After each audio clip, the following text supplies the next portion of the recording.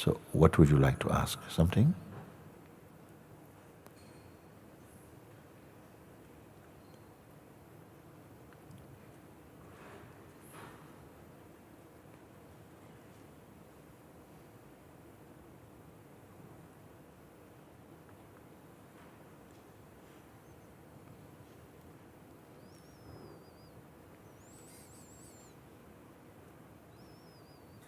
I get easily distracted by thoughts, and I keep losing that space.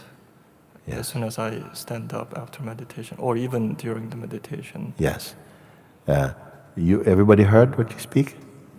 Yeah. You say, I keep getting distracted by thoughts, even during meditation it happened. I don't want you to miss anything here when we speak. I get it distracted. Everybody experienced this. And I'm going to tell you that that distracted state is a stage of the seeker also. But even the distracted state, I want to show you, the feeling of distractedness is observable or not? One of your most great power is the power of your attention. So great, so intimate is this power that wherever attention goes, whatever it touches, it's being registered as experience, mostly. And this attention, it works also for consciousness. It's a marvelous power. But it is also observable. Attention itself, which seems to be an observing tool, itself is observable. Sometimes you can say that my attention is a bit restless at the moment. Is true or not? Yeah, right now I cannot really focus on what you say. Attention is restless, okay? But something is watching attention or lack of attention or restless attention. Is true or not? Is that one restless?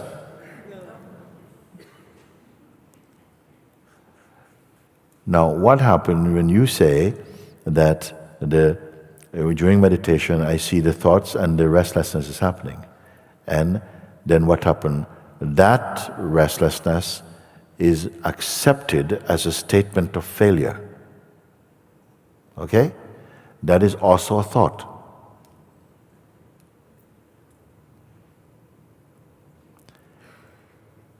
Accepted. When you accept this thought, no, then you seem to, your efforts collapse. I'll try again after lunch. Yes. Okay? Yeah, that's right. Yeah. I am pointing out that is also a thought. So I'm sitting, put incense.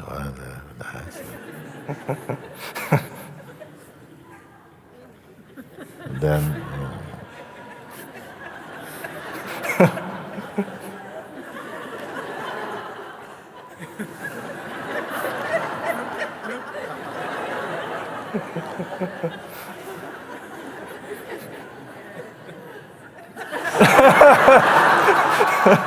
so we call meditation. Then, of course, these things happen because then the mind, he wants to control. Yeah. So thoughts coming. What about this, Peter? First, you're meditating, bodhisattva. Sandwich.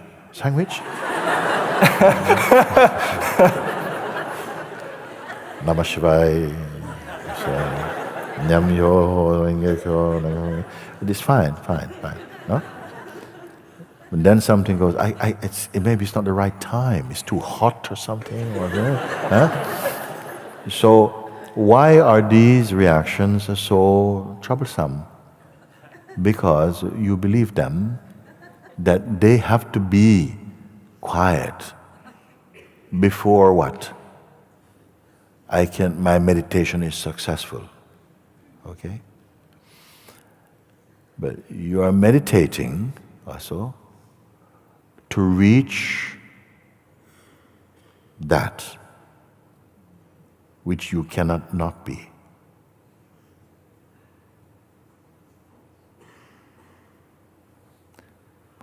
When you recognize what it is.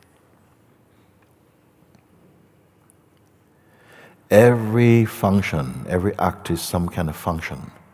Even the intention to quiet my mind or something. No? But that which you discover through the invitation, when you come to ground zero, there's no personality, there's no report, there's no history. If we talk about it to the mind is going, not ready for that. I'm too much wanting some fun. Just now I want spiritual fun. Okay? I tried worldly fun, I want spiritual fun. But absoluteness, not ready for that yet. And all of this absoluteness, what? No, I want to meditate, is arising in your absoluteness. But you don't realize it. Because you think you should be something. You want to discover nothing being something. And the idea of being nothing doesn't go down well. First of all, your parents will not accept that. Nobody in the world that you know is going to accept that. Look, today don't call me Joao. I am presence. Call me I am. No, you're not going to say. The most incredible, complete discovery, don't speak about that. Anyway, if you are discovered, you won't speak about it. You'll be wise enough to know not to. If you find you discover something, I want to share it, no, be sure it is your mind and your ego at first. You come to nothing.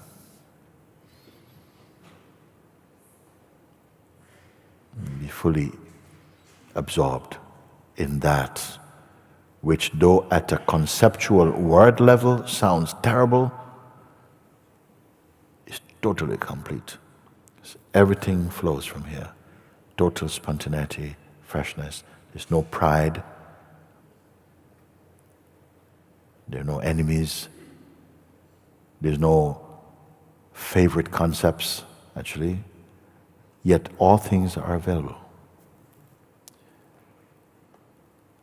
Things that were perceived to be horrible are perceived to be, well, not necessarily beautiful. In the world of duality, some things will feel, okay, that needs to be balanced, this could be so and so. But you will not be overwhelmed by concepts. I don't want to speak too much about that. I'll leave that to your discovering. The urge in you should be strong enough to not need my trying to convince you. That is your qualification. Thank you, Mooji. Yeah. What did you get from this talk? I feel like I need to be more determined. He's missed my point altogether. Yes. The one who is to be more determined is still the identity. You see? Yeah, I've got to try harder. You know? Try harder. You know? Less late nights and, too much pizza. No, not good. Wrong incense. Sit by the window. Mind will be like that. You are still wishing to include your mind. You are the weakness of mind. You are a weakness to everything, at least in your world. While you have the sense of individuality, don't think that you are a judge of this world.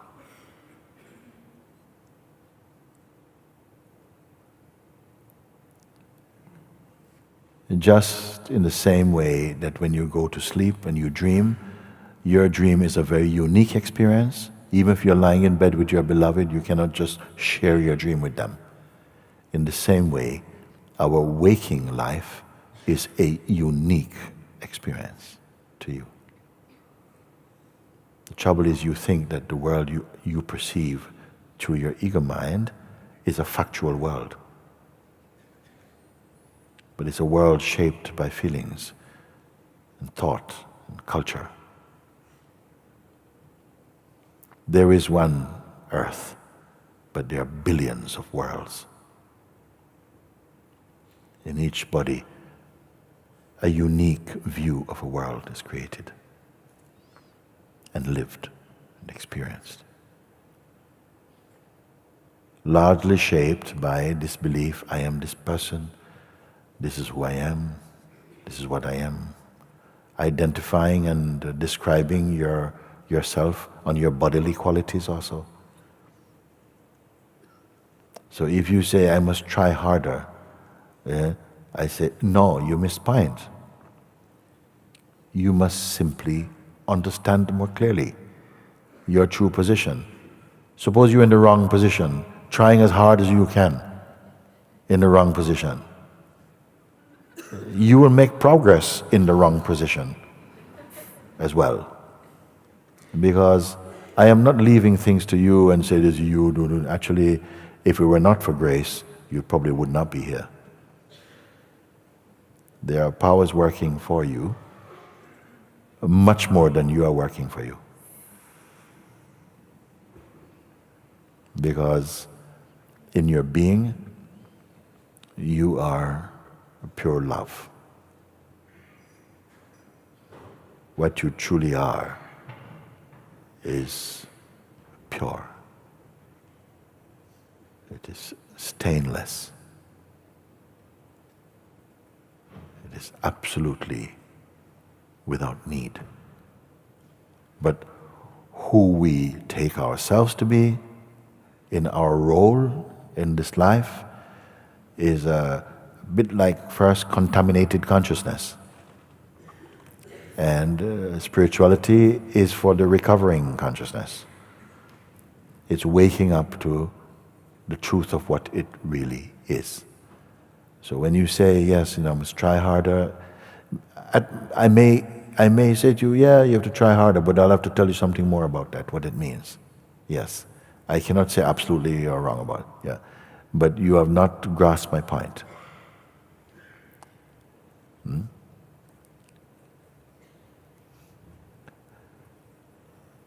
If I can come again to tell you that what is the height of seeing is that even each position you take yourself to be, later you're going to see that that was just a position. Just like we have experienced so many different versions of ourselves and personality, and you've outgrown them. But each time you felt them, you feel, yes, that's who I am. Take it or leave it. And then you left it. Okay? So maybe one day you'll outgrow the whole mechanism of being more personalities and be who you are. But when, we don't know. Could be today also. We think so highly of that. We venerate change and choice, but we cannot control our projections. And not at the personal level. Beyond the personal level, there's no need to project. You simply are. Is it too much for you what I'm speaking? At the back? You see, for me, if you were one of my students who came, I would not let you go back to your seat like that. I would say, come on, you will finish with better than this. Not, I will do better. No. Did you see? Can you see from this place? You see? Of course, I cannot force, and I won't. I'm just trying to get as much out of my talk with you as I can. But only if that aspiration is with you.